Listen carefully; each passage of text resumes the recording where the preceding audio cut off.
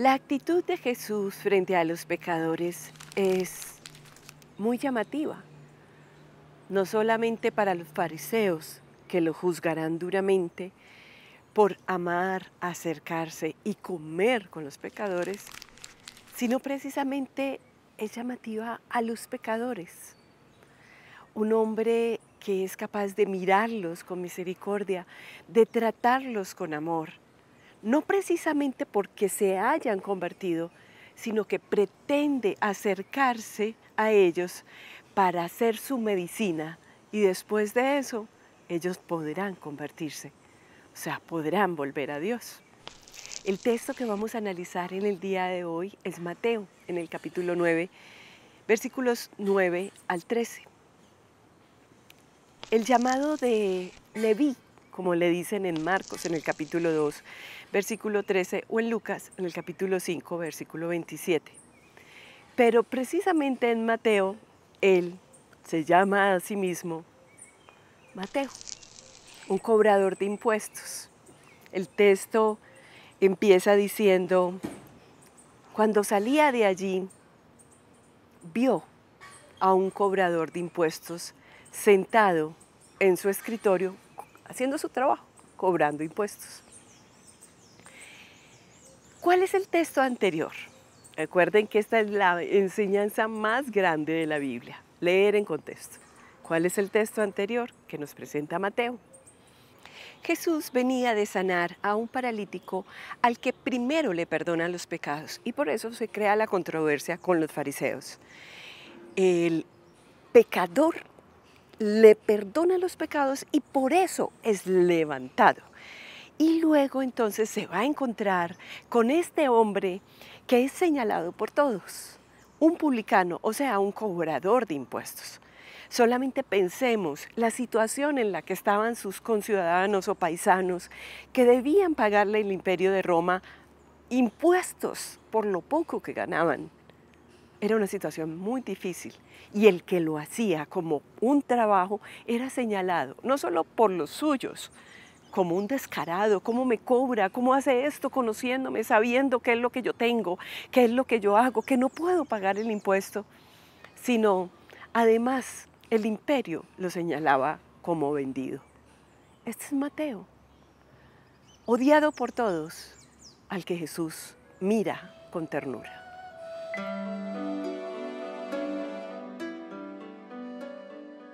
Mateo, un personaje bastante interesante en la historia de Jesús y con el cual me he identificado bastante, porque realmente esa fue mi vida. Yo estaba sentado esperando recibir las cosas que este mundo ofrece, que la verdad son cosas banales, pero que no me conducían a nada, que simplemente traían para mi vida momentos de lujuria, momentos de juego, momentos de licor, momentos que no me estaban conduciendo a nada. A tal punto que sufrí una crisis bastante complicada en mi matrimonio que me condujo a casi que al divorcio con mi esposa. Cuando tuve este encuentro con el Señor, y por eso me identifico tanto con este personaje, porque yo estaba sentado, así de la misma manera. Cuando Jesús llegó a mi vida, simplemente acepté su invitación.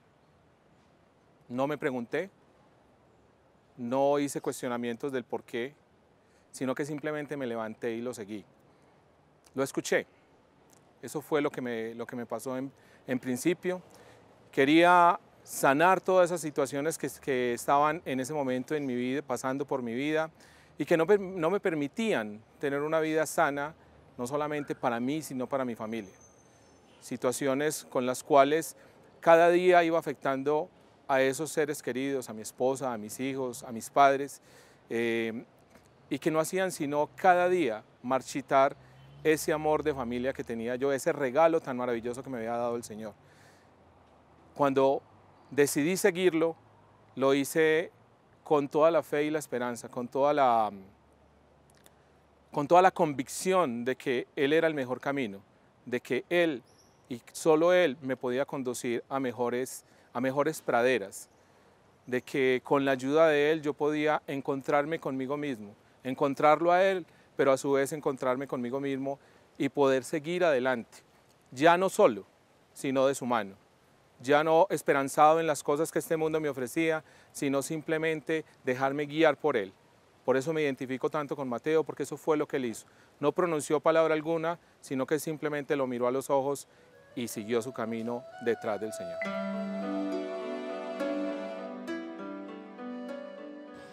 Analicemos qué es lo que hace Jesús.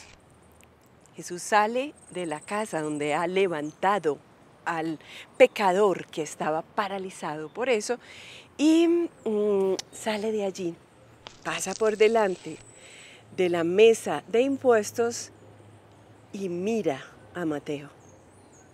Yo me pregunto cuál sería la manera de mirar, porque su manera de mirar es tan llamativa, tan impactante, tan transformadora.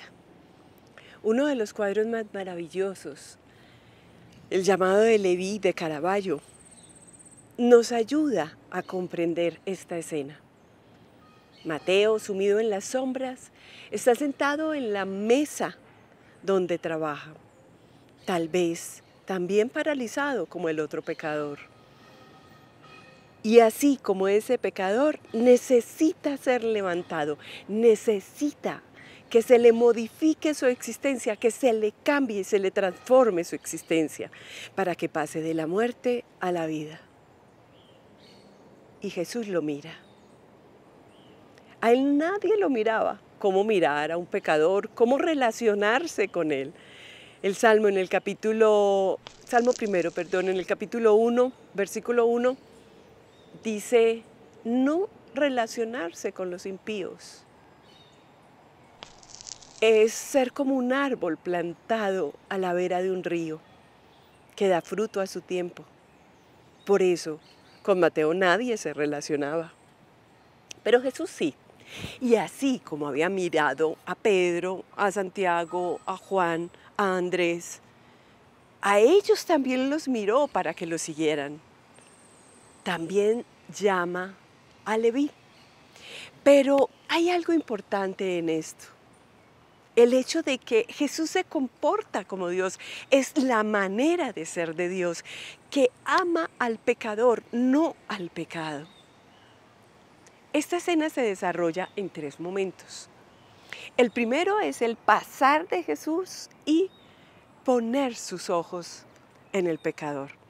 El segundo es, parece ser que Jesús estuviera en la casa de Mateo comiendo. Bueno, primero, mirar a un pecador no es lo que uno debía hacer. Cenar con él e irse a su casa menos. No se podían relacionar con pecadores. Y la tercera es la discusión con aquellos que van a juzgar duramente esa nueva manera de hacer justicia, como dice Mateo capítulo 5, versículo 20. Yo los llamo a una justicia más grande, a una justicia mayor. Porque es que el pecador necesita de Jesús, necesita ser amado. Lo mismo que la pecadora de Lucas en el capítulo 7. ¿Por qué se le perdonó? Porque amó más y porque necesitaba de Dios.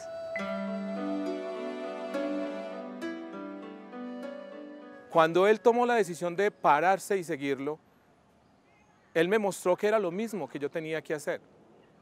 No simplemente quedarme ahí mirándolo, estático, sino tomar acción y posición frente a ese llamado, a esa invitación que el Señor me estaba haciendo.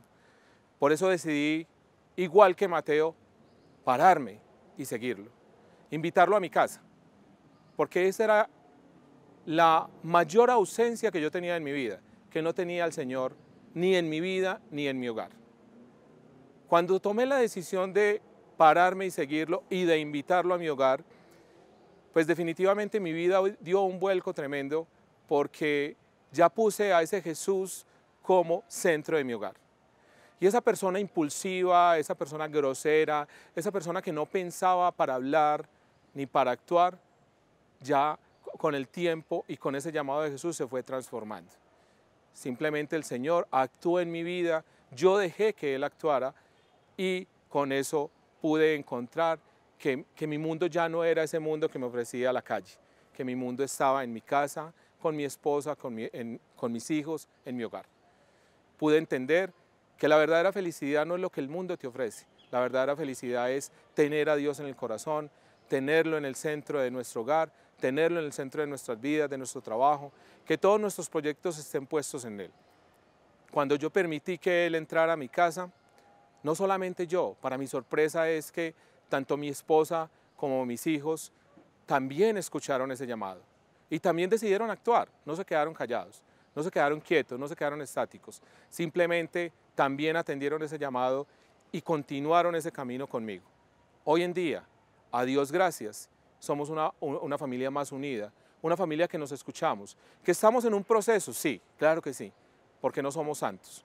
Estamos en un proceso de aprendizaje donde hoy en día lo que queremos es aprender más y más y más de la palabra, más de esas enseñanzas que el Señor nos dejó, más de sus experiencias para poderlas aplicar y llevarlas a nuestra vida.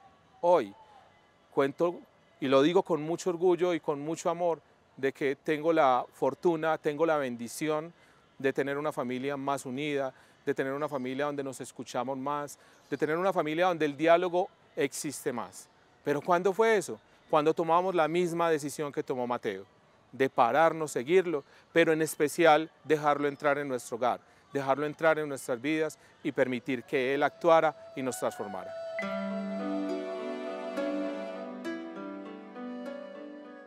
¿Qué dice Jesús a Mateo?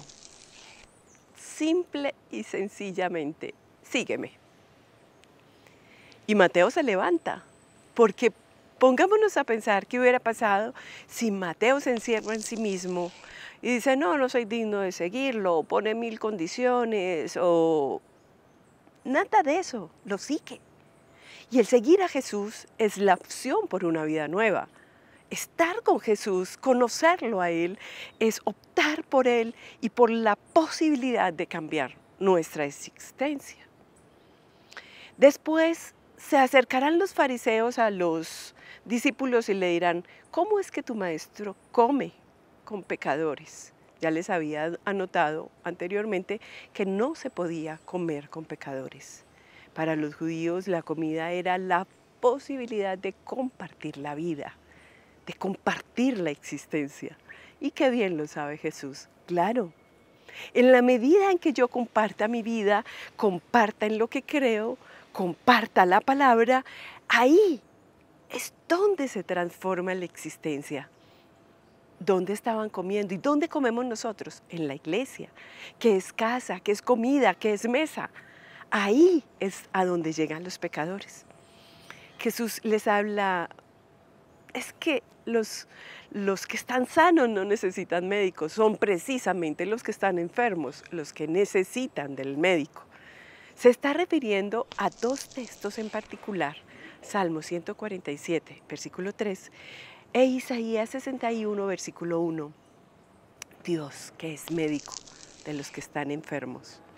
Pongámonos a pensar, un médico tiene una persona con un leve resfriado o una persona que tiene comprometido el corazón, la existencia. ¿A quién pondrá más atención? Pues al que tiene comprometido la existencia. Y eso es lo que está diciendo Jesús. Yo he venido para atender al que lo necesita. Y después les dice algo que ya lo había dicho el profeta Oseas en el capítulo 6, versículo 6. Misericordia quiero, no sacrificios. A veces nosotros pensamos que la salvación o nuestra sanación vendrá por nuestros sacrificios o por lo que nosotros hacemos. No. Viene por el conocimiento de Dios, por dejarlo actuar a Dios. Por eso es que Jesús dice, déjeme trabajar, déjenme hacer.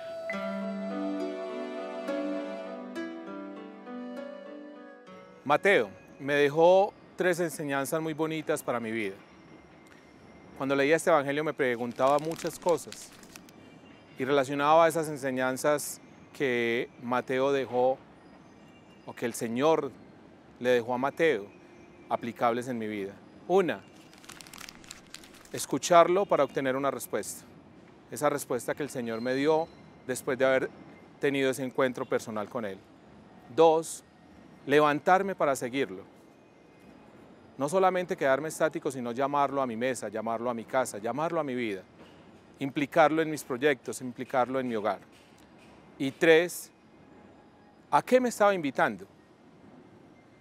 Y definitivamente, después de ese encuentro y después de haber permitido que Él transformara mi vida y la de mi familia, pues encontré el llamado en el servicio.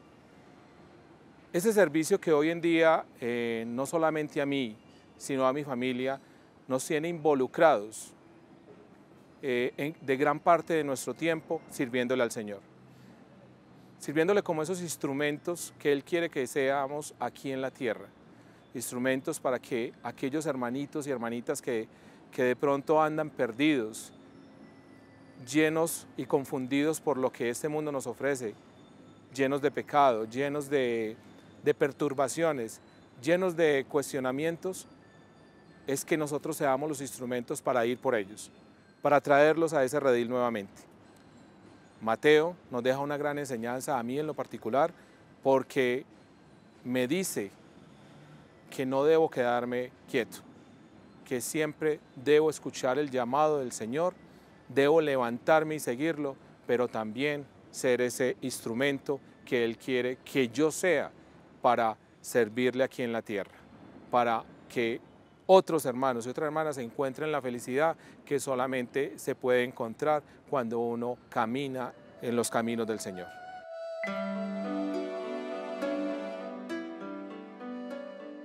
Dejémonos llevar por la técnica de interpretación de los personajes para que seamos capaces de acercarnos al pensamiento de Jesús. ¿Qué pensará Jesús? Está en medio de una de esas cenas del reino, sí, como la última, en donde cenó con Judas, el que lo entregaría, con Pedro, el que lo negó, con todos aquellos discípulos que en el momento de la cruz lo abandonaron. Sí, pecadores, alrededor de la mesa con Jesús. Y eso es lo que piensa Jesús. La iglesia debe ser pecadores que acogen a pecadores, excluidos que se sienten amados y por eso son capaces de acoger. No es una reunión de santos, no es una reunión de justos. No, el estar con Él, el compartir con Él, el tener su presencia en medio de nosotros, que podríamos decirlo, es la Eucaristía, es la posibilidad para todos. Pero, ¿qué es lo primero que hacemos en la Eucaristía? Reconocernos como pecadores. Pensémoslo bien. En Lucas, en el capítulo 15, o en Mateo, en el capítulo 12, ¿qué es lo más difícil? La conversión de los que se creen justos. Que como el hermano mayor no es capaz de comprender al que se equivoca, al que tiene otro camino por errores de la vida, por errores cometidos, pero que es capaz de volver. O como Jonás, que no fue capaz de comprender que la misericordia de Dios es lo más importante. Pensemos como Jesús. El compartir la vida, el compartir la existencia, el hablar de muchos temas, hace posible la conversión. Tal vez nosotros creamos que por la fuerza o obligatoriamente, si no se convierten, no pueden compartir con nosotros. Si no se convierten, si no hacen esto o lo otro, no pueden estar en medio de la iglesia. No, precisamente nosotros tenemos que acogerlos para que ellos se conviertan. ¿Qué es convertirse? Es dejar que Dios saque lo mejor de nosotros para el servicio de los demás. Pero ¿cómo lo hacemos si no conocemos a Dios? ¿Cómo lo hacemos si no hemos compartido con Él? Acercarnos a Dios es la respuesta. Este es Escrito para el Alma, un programa que desde la escritura nos permite acercarnos y reconocernos pecadores ante Dios.